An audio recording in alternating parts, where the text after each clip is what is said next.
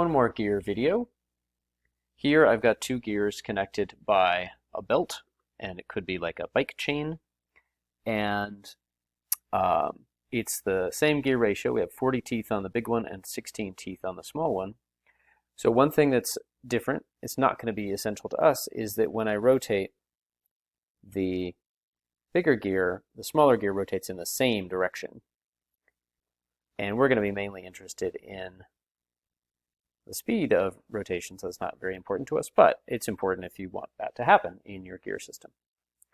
Now, but everything else is quite the same, and the main point is that if I rotate this wheel, I'm going to try to rotate it by just one tooth worth. That just moves the belt right over here by one tooth spacing.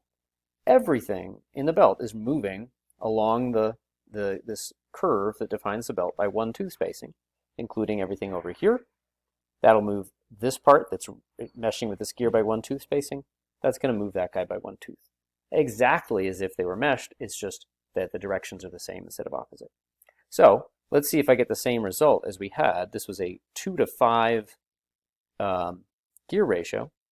And so I'm going to move this, I'm going to do this, the big wheel twice and see if the other gear goes around this the right number of times. So watch that little black indicator that's moving, it's toward the big gear right now as I turn it around. 1, 2, 2.5, 3, 4, and 5. Again, because the way the teeth are going, the speed of this in terms of teeth per second is absolutely the same at all points. And so that when this ratchets by one tooth, that ratchets by one tooth, just as if they were meshed. So putting them together with a chain is not really essentially different in terms of our speed of rotation measurements from meshing them together directly.